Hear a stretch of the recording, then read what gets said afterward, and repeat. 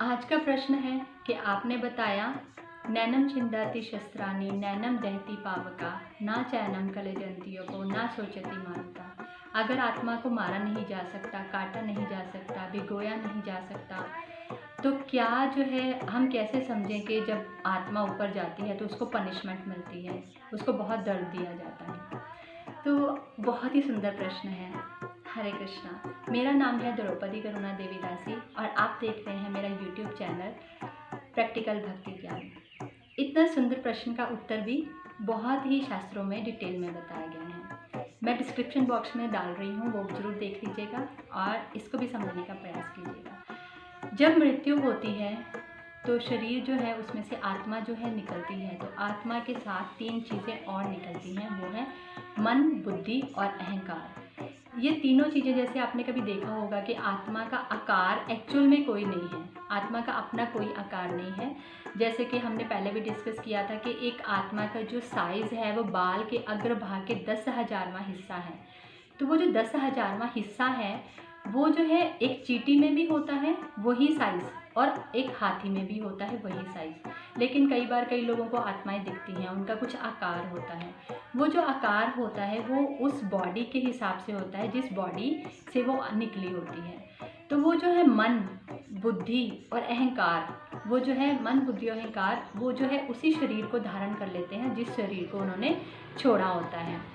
तो जब वो छोड़ते हैं तो ये तीनों चीज़ें हमारे साथ जाती हैं, आत्मा के साथ जाती हैं। और जब वहाँ पे कष्ट दिया जाता है तो ये मन को ही कष्ट होता है, मन ही जो है सारा कुछ जो है सहन करता है। ऐसे ही आपको अपनी लाइफ में सुना होगा, जब कोई बच्चा जन्म लेता है तो उसके जो पुराने संस्कार हैं वो भी उसके अंदर होते हैं, आपने सुना होगा। और आपने देखा भी होगा कि पैदा होते ही उस छोटे से बच्चे को बहुत सारी चीज़ों की नॉलेज होती है, उसको पुराना जन्म याद होता है। कई लोगों को पैदा होते ही इंस्ट्रूमेंट बजाने आते हैं। यूट्यूब में बहुत सारी वीडियोस हैं, आप देख सकते हो। किसी को बहुत छोटी एज में ही जो है उसको गूगल कहा गया है, उस बच्चे को बहुत नॉलेज होती है क्योंकि पुराने जन्म में उसने बहुत पढ़ाई की होती है। East of Kailash Delhi temple ISKCON में एक लड़की आई थी, वो जो छोटी सी बच्ची थी और उसको जो है 700 श्लोक हैं हमारी श्रीमद् भगवद गीता में, तो उसको पूरे के पूरे याद थे और सबका मीनिंग पता था।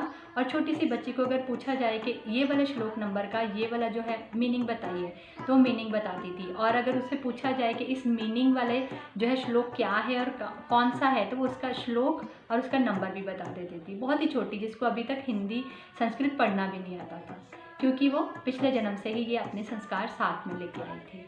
तो ऐसे ही हमारे पास बहुत सारे उदाहरण हैं।